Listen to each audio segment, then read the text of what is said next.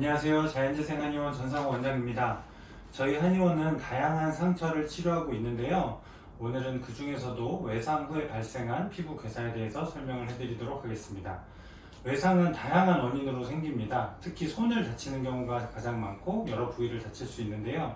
외상이 생기고 나서 상처가 깊은 경우는 봉합수술을 하게 되는 경우가 대부분입니다. 그래서 봉합수술을 해서 잘 회복되는 경우도 많지만 봉합수술한 부위가 잘 생착되지 않고 괴사가 되는 경우들이 많이 있습니다. 그래서 괴사 범위가 깊은 경우에 피판술을 권유받고 다른 치료 방법이 없는지 이렇게 저렇게 알아보시다가 저희 한의원에 와서 치료받고 잘 회복되는 경우들이 많아서 오늘은 그 부분에 대해서 설명을 해드릴까 합니다. 네, 지금 보시는 것 같이 다양한 형태로 피부 괴사가 나타나게 됩니다.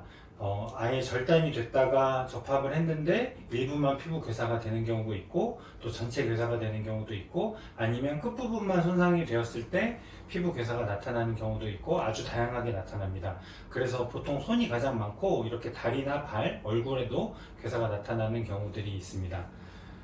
그러면 어떤 경우에 피판술을 권유받을까요? 보통 양방병원에서 하는 치료는 피부가 재생이 되지 않는다고 보기 때문에 피부를 다른 부위에서 떼어내서 붙이는 피부 이식 수술을 하게 되는데요.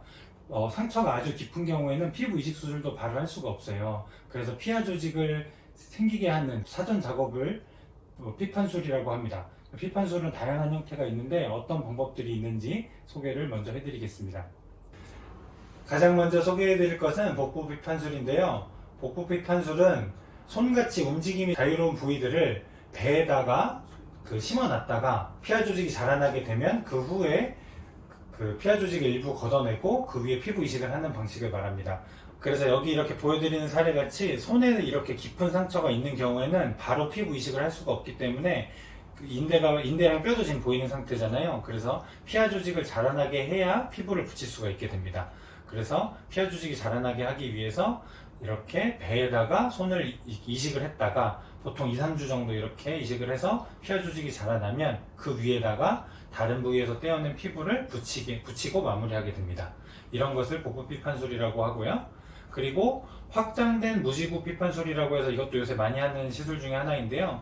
이거는 범위가 아주 크지 않고 손끝 같은 부위일 때 이렇게 많이 하게 됩니다. 그래서 손끝이 손상된 경우 손바닥에다가 그 손가락을 심어놨다가 마찬가지로 피하 조직이 자라나게 되면 그 자라난 피하 조직 위에 피부 이식을 하게 됩니다.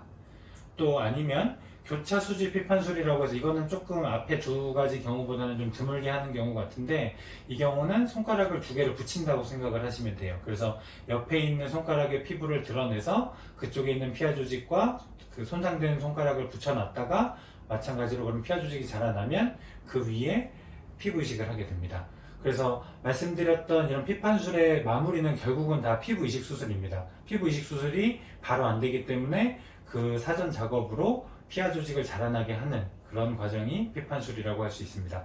그럼 당연히 피판술까지 하는 경우들은 치료 기간도 오래 걸리게 되고 또 피판술을 해서 심어놨던 그 부위에 흉터도 생길 수밖에 없게 되고 또 깊은 상처였기 때문에 피부 이식이 매끄럽게 잘 안 돼서 이렇게 비후성 반응이 생기는 경우들도 많이 있습니다.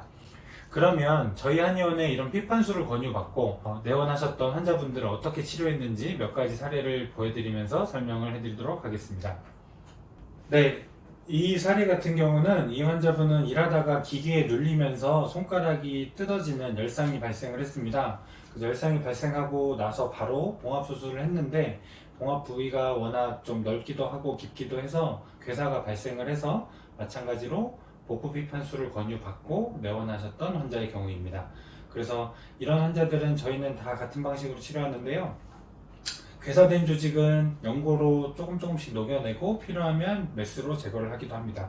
그래서 괴사된 조직이 다 제거가 되고 밑에서 살아있는 조직이 드러나면 그 살아있는 조직에서부터 육아 조직이 자라나서 파인 부분을 다 채우게 되고 파인 부분이 채워지면 그 바깥쪽부터 덮이는 상피화가 일어나면서 피부가 덮이게 됩니다.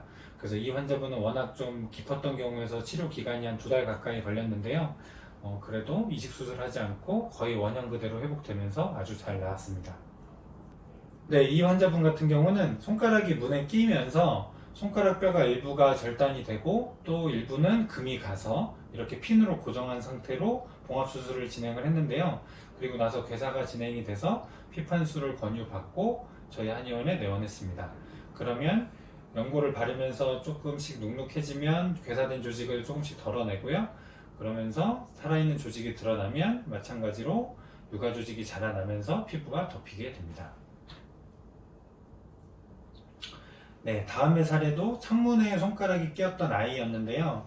손가락 뼈가 끝쪽에 살짝 절단이 되었고, 그리고 남은 피부를 가지고 봉합수술을 했는데 괴사가 돼서 피판수를 하자는 권유를 받고 또 다른 치료 방법을 찾다가 저희 한의원에 내원했습니다. 마찬가지로 연고를 바르면서 괴사된 부위를 제거하고 밑에서부터 육아 조직이 자라나면서 덮이게 됐습니다. 아이들은 보통 더 빨리 회복이 되기 때문에 한 달 정도 걸려서 잘 나왔습니다. 특히 아이들 같은 경우는 피부 이식 수술을 하게 되면 이식한 피부는 자라나지 않기 때문에 성장할 때마다 계속 피부 이식을 해야 되는 경우들이 많이 있습니다. 그래서 피부 이식을 하지 않고 이렇게 깨끗하게 잘 나으면 환자의 만족도도 높고 저희도 아주 보람이 있는 경우가 되겠습니다.